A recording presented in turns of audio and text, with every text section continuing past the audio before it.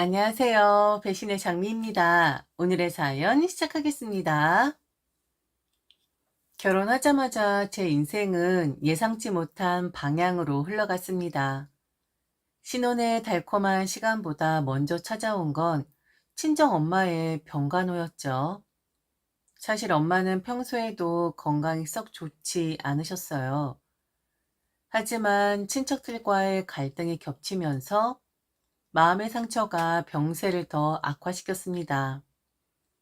엄마는 뇌경색 진단을 받으셨고 혼자서라도 버티겠다고 고집하셨지만 시간이 지날수록 저의 손길이 필요해졌습니다.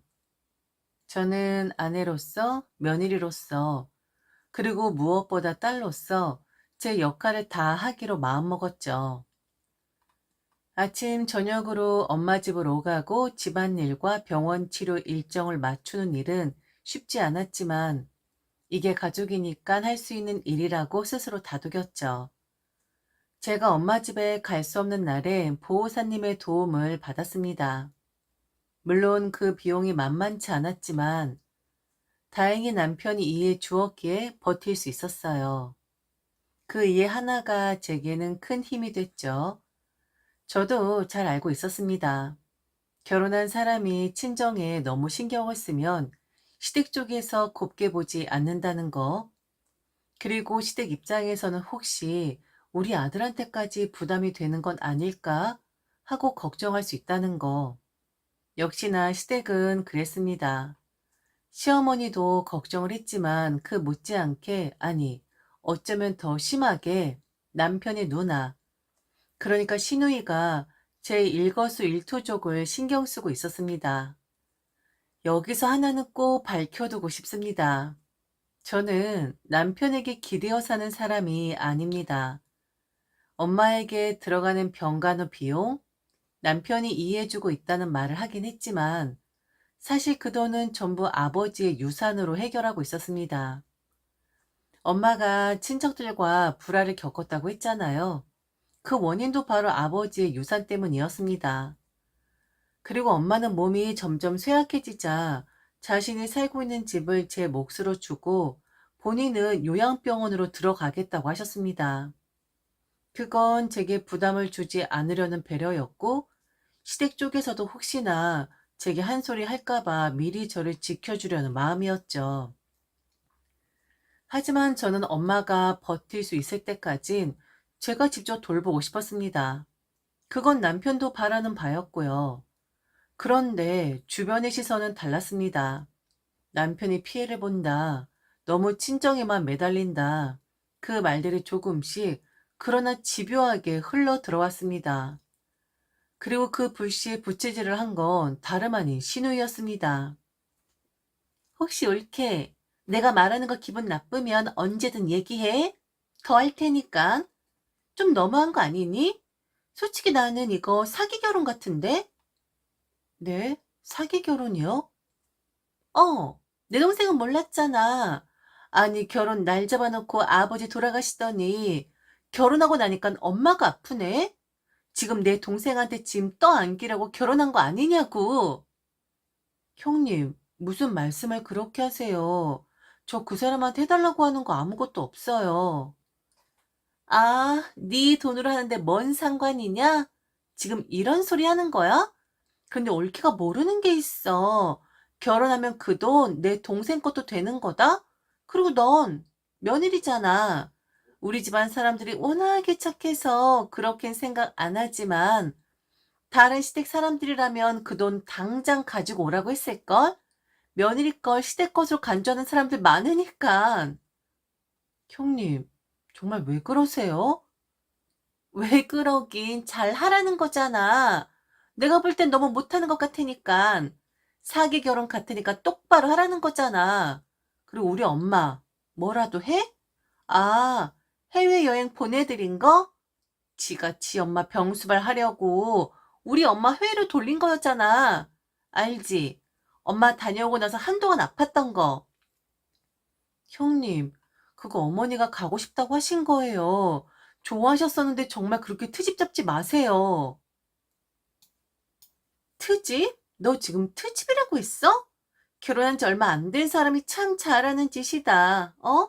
내가 올케보다 어린 사람도 아니고 올케 남편 누나인데도 참 잘한다 너. 아주 따박따박 대박이네. 이렇게 뻔뻔하니까 사기 결혼하지. 아, 그래? 신우는 언제나 자기 입장에서만 세상을 보는 사람이었습니다. 당연히 시어머니도 저를 곱게 보지 않고 있었는데 그 시누이가 앞장서서 저를 비난하니 시어머니 눈에 제가 좋게 보일 리가 없었습니다. 시간이 갈수록 시누이는 저를 친정 엄마에게 못 가게 하려는 듯한 행동을 노골적으로 했습니다. 아무 예고도 없이 전화를 걸어와 오늘 일이 좀 있으니까 시댁으로 오라. 일할 게 있다 등등. 이런 식으로 갑작스러운 호출을 하는 겁니다. 또 한 번은 제가 친정 엄마에게 가려고 준비하던 날이었어요. 그런데 시누이한테서 전화가 왔습니다. 엄마 집이 너무 지저분하다. 친정엄마 신경 쓰는 거 발톱에 낀 때만큼이라도 우리 엄마 신경 좀 써줄래? 그 말투엔 인정사정이 없었습니다. 그런데 진짜 대박은 따로 있었죠. 신우이가 남자친구를 사귀는데 그는 의사였습니다. 둘은 결혼 전부터 동거하고 있었죠. 그러던 어느 날 시어머니가 제게 전화를 걸어왔습니다. 있잖아, 이번에 네 신우의 남자친구 생일이야. 생일상 준비 좀 해야겠다. 그때가 언제였냐면 우리 친정엄마의 병세가 급격히 악화되어 중환자실에 계시던 때였습니다. 거의 잠도 못 자고 하루하루 병원 복도에서 버티며 제발, 제발 괜찮아지시기만 하길 하고 기적만 기다리던 시기였어요. 제 상태는 말 그대로 반송장이었죠. 밥맛도 웃음도 사라지고 머릿속엔 엄마라는 두 글자밖에 없던 그때. 그런데 시어머니 입에서는 그거 차려주고 네 엄마한테 가. 그 시간에 뭔 일 생기는 것도 아니잖아. 옳게 노릇 좀 해라. 네 시누이 쪼꼬미 있으면 결혼할 것 같은데 우리가 대접해줘야 앉지 않겠니? 우리 의사 사위? 어머니도 그렇고 형님도 그렇고 참 대단들 하시네요. 제가 그렇게 싫으세요? 제가 뭘 그렇게 못했길래, 뭐 그리 밉보였길래 이러시는 거죠? 뭐? 아니 얘 생일상 차리는 게 뭐 이런 소리까지 들어야 하는 거니? 내가 사위 될 사람 그냥 사위도 아니고 의사 사위인데 좀 신경 좀 써달라고 한 게 이런 소리 들을 말이야? 네, 네 엄마 그러는데 그걸 누가 좋아하라면서 듣겠습니까? 제가 남편한테 네 엄마랑 네 누나는 왜 저 모양이냐? 하면 좋아라면서 들으시겠어요? 뭐? 네 엄마, 네 누나? 얘 봐라. 막 나가네. 야, 너 지금 패는 게 없니? 그래서 이러는 거니? 그럼 지금 배는 게 있겠어요? 내 엄마가 저 지경인데? 앞으로 이런 걸로 제게 시비 걸지 마세요. 저도 똑같이 나갈 겁니다. 네 엄마, 네 누나 할 거라고요. 아셨어요? 너무 화가 났습니다. 그 사건 이후로 저는 시댁의 모든 연락을 받지 않았습니다. 전화도, 메시지도, 톡도 다 차단하거나 읽지 않았죠. 엄마가 어떻게 되기 전에, 아니, 그보다 먼저 제가 무너질 것 같았거든요. 사람이 참는데도 한계가 있는데, 그들은 그 선을 너무 대놓고 넘었습니다. 그래서 생각했죠. 우선은 거리를 두자. 그렇게 저는 오로지 엄마 간호에만 힘을 쏟았습니다. 병원 복도 냄새와 기계음, 간헐적으로 울리는 경보음이 제 하루의 전부가 된 지 한 달쯤 됐을 무렵이었습니다. 그날 의외의 사람이 병원에 찾아왔습니다. 바로 시어머니였죠. 단 한 번도 면회를 온 적이 없던 사람이 아무 연락도 없이 갑자기 나타난 겁니다. 면회 좀 하고 싶다. 저는 순간 얼떨떨했습니다. 무슨 바람이 불었나 싶었죠. 시어머님 병실에 들어서더니 엄마의 손을 조심스럽게 잡았습니다. 그리고 낮게 부드럽게 말했죠. 미안합니다. 얼른 일어나셔야죠. 미정이 걱정은 하지 마세요. 그 말에 옆에 서 있던 저는 순간 말문이 막혔습니다. 시어머니 입에서 미안하다는 말을 들을 줄이야. 그 부드러운 표정은 제가 알던 시어머니 얼굴이 아니었습니다. 그날 저녁 병원에서 집으로 돌아왔는데 거실에 켜진 불과 함께 익숙한 목소리가 들렸습니다. 왔니? 시어머니였습니다. 그리고 옆에는 환하게 웃는 남편이 있었죠. 아니, 어머니, 오늘 병원에서 뵈었는데 왜 여기 계세요? 제가 놀라서 묻자 남편이 웃으며 대답했습니다. 오늘 오랜만에 자기 봤는데 살이 너무 빠진 것 같다고 엄마가 마음이 아프다고 보양식 준비하셨어. 시어머님 부엌에서 김이 모락모락 나는 냄비를 끌어와 식탁에 올렸습니다.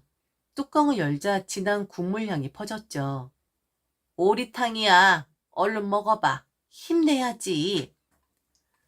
그 모습은 한 달 전 신우의 남친 생일상을 차리라며 병원으로 향하는 제게 그거 차리고 네 엄마한테 가라고 했던 사람과는 너무 달랐습니다. 하지만 저는 속으로 이상하다는 생각을 지울 수 없었습니다. 한 달 만에 단 한 번도 오지 않던 면회를 오고 그 자리에서 미안하다는 말을 하고 집까지 와서 보양식을 끓이며 안타까운 눈빛을 보내는 시어머니. 이게 정말 단순한 걱정일까요? 아니면 또 다른 꿍꿍이 시작일까요? 역시 제 감은 틀리지 않았습니다. 시어머니는 오늘 제 엄마를 만난 이야기를 했어요. 많이 야위었더라. 역시 가망이 없는 거 아니냐. 지금 한 달 동안 병원에 있는 것 아니냐고 그러면서 하는 말이 제발 서운하게 듣지는 말아달라고 하더라고요. 그리고 지난번 네 엄마라고 한 거 정말 미안하다고 본인 생각이 짧았다고 하면서 그냥 나이 들은 사람들은 비슷하게 생각하니까 아마 사부인도 지금 말을 못해 그렇지 시어머니와 같은 생각을 할 것이라고 그러면서 하는 말이 요양병원으로 모셔야지. 그런 곳이 더 관리를 잘해줘. 괜히 지금 그 병원은 비싸긴 하지. 엄마, 왜 그래요? 그런 소리 좀 하지 말아요. 아니, 뭐가? 난 지금 사부인 걱정돼서 하는 말이야. 지금 말을 못해 그렇지 사부인은 아마 나랑 같은 생각일 거다. 딸 그만 고생시키고 싶을 거라고. 엄마, 아무리 그래도 꼭 지금 그런 이야기를 해야겠어요? 미정아, 내 말 들어봐. 어? 너 서운하게 생각하면 안 되는 거다. 너도 이젠 우리 가족도 좀 생각해줘야 하는 거잖아. 네 시누이 날 잡을 것 같다. 사부인은 가실 뿐이고 네 시누이는 앞으로 창창한 애잖니? 그러니까 그 집 말이다. 사부인 집 팔아서 우리 사위 병원 차리는데 보태주자. 어? 그렇게만 해주면 엄마, 왜 그래요? 지금 뭔 소리를 하는 거예요? 왜 그래? 네 누나 앞길에 꽃 좀 뿌려달라고 하는 건데 뭐가? 지금 엄마가 너무하는 거니? 이 정도 팔아도 되는 거 아니니? 그 정도로 참아줬으면? 어머니, 참아줘요? 지금 참아줬다고 하셨어요? 아니 뭐 나한테 맡겨놨어? 자기야, 자기 집안 사람들 원래 이런 사람들이었니? 뭐가 이렇게 당당하고 뻔뻔해? 내가 왜 꽃길을 뿌려줘야 하는 건데 항상 내 앞에서 똥을 뱉어내던 사람이 바로 그 사람이었었는데 뭐? 이 미정아, 너 너무 심한 거 아니니? 아무리 그래도 신우인데 똥이라니, 어? 똥이라니. 어머니 왜요? 이게 심한 거예요? 그럼 가실 분이라고 말씀하시는 어머니는요, 얼마나 매너 있게 말을 했길래 저한테 심하다고 하는 거예요? 어머니 말에 비하면 저는 엄청 매너 있는 편이죠. 거지 같은 상황에도 매너 지키고 있는 사람은 바로 저란 사람이죠. 정말 어이없는 말을 하고 간 시어머니. 그날 밤 저는 분노를 삼키며 결심했습니다. 이대로는 안 된다. 직접 가서 따져야겠다. 그래서 다음날 시누이 퇴근 시간에 맞춰 시누이 집으로 갔습니다. 마침 초겨울 바람이 매섭게 불었지만 제 속은 이미 펄펄 끓고 있었죠. 그런데 예상치 못한 장면이 눈에 들어왔습니다. 시누이보다 먼저 그 남자친구가 나타난 겁니다. 멀리서 봐도 그 사람이라는 걸 단번에 알 수 있었죠. 그런데 뭔가 이상했습니다. 시누이 집 방향으로 걸어올 거라 생각했는데 그가 발걸음을 튼 곳은 전혀 다른 방향이었습니다. 순간 제 등줄기를 타고 싼 기운이 스쳤습니다. 설마? 처음엔 그냥 담배를 피우려고 돌아가는 건가 싶었죠. 그래서 모른 척 일정 거리를 두고 뒤따라갔습니다. 그는 같은 아파트 단지 안으로 들어갔지만 신우이 집에 있는 동이 아닌 전혀 다른 동의 현관문 앞에 섰습니다. 그리고 아무렇지 않게 엘리베이터에 올라탔습니다. 저는 발걸음을 멈추고 숫자판 위로 오르는 층수를 눈으로 쫓았습니다. 이건 여자 감이었습니다. 뭔가 있다. 100% 뭔가 있다. 그렇게 앞에서 기다리기로 했죠. 한 30분쯤 지났을까요? 엘리베이터 문이 다시 열리고 그 남자가 나왔습니다. 이번엔 표정이 확 달라져 있었습니다. 어디가 들뜬 듯 그리고 급한 듯. 그는 곧장 신우이 집에 있는 동으로 발걸음을 옮겼습니다. 그 순간 저는 그냥 보내지 않기로 했죠. 잠깐만요. 제 목소리에 그가 걸음을 멈췄습니다. 돌아선 얼굴이 순간 굳더니 눈이 커지며 놀람과 당황이 한꺼번에 번졌습니다. 저를 보자마자 저란 사람이 누구인지 바로 알아차리더라고요. 아, 혹시... 목소리가 떨렸습니다. 그리고 예상치 못한 한마디를 던졌습니다. 안, 안 거예요? 안 거냐고? 그 한마디에 제 심장은 쿵 내려앉았습니다. 그리고 곧 제가 느낀 싸한 감이 확신으로 바뀌었습니다. 저는 그를 똑바로 바라보며 단도직입적으로 물었습니다. 바람인가요? 참 기가 막히더라고요. 네, 바람이었습니다. 그것도 같은 아파트에 사는 여자와 진짜 미치지 않고서야 어떻게 저런 짓을 벌일 수 있을까요? 같은 단지에서 같은 엘리베이터를 타고 같은 복도를 오가면서 대체 어떤 배짱인지 아니면 머리가 없는 건지 보는 제가 다 부끄러웠습니다. 저는 숨을 고르고 최대한 담담하게 말했습니다. 알아서 잘 해결하세요.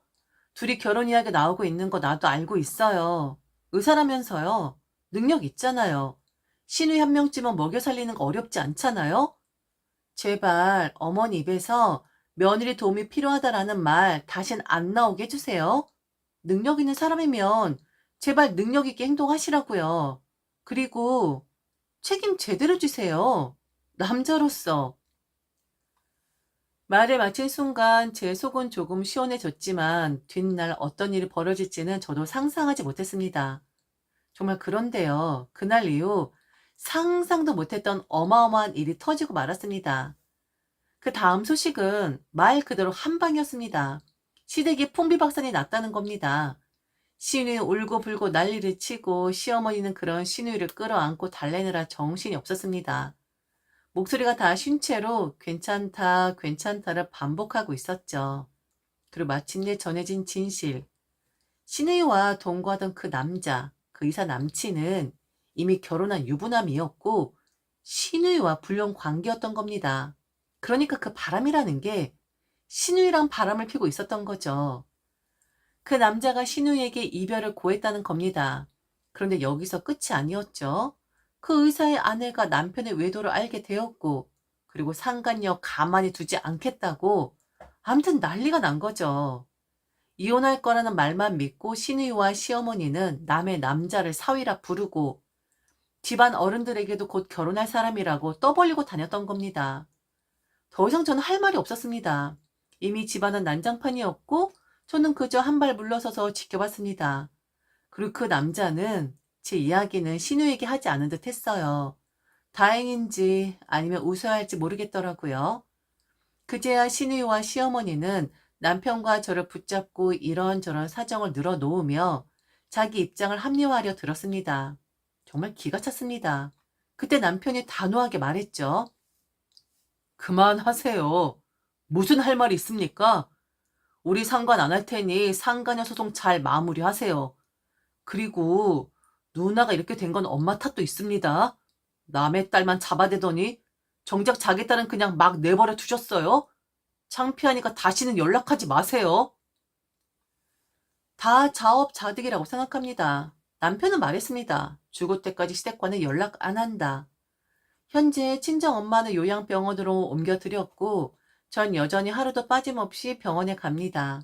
남편도 퇴근하면 곧장 엄마 병원으로 와서 엄마 옆에 앉아 이야기를 나누고 웃음을 만들어줍니다.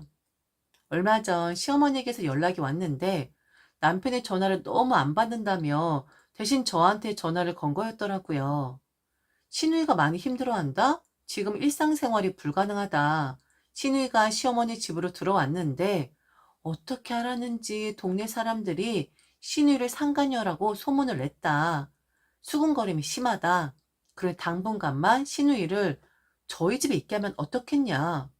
저는 피식 웃음이 났습니다. 제가 남편을 어떻게 이겨요? 저는 못 이겨요. 그 사람이 창피하다고 하면 저는 못 이겨요. 그냥 남편한테 전화하세요. 저는 아무 힘이 없으니까요. 그리고 그대로 전화를 끊어버렸습니다. 남편은 여전히 전화를 받지 않습니다. 아니, 아예 차단을 해버린 듯합니다. 제 남편은 평소엔 착하지만 한번 핀트가 나가면 앞뒤 안 보고 끊어내는 사람이거든요. 이번 일 절대로 시어머니도 시누이도 받아줄 일 없습니다.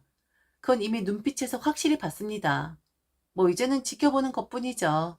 다만 한 가지는 확실합니다. 그들이 스스로 부른 파멸일 뿐 세상은 결국 각자 뿌린 대로 거두게 돼 있으니까요. 지금까지 들어줘서 진심으로 감사합니다. 이상 배신의 장미였습니다.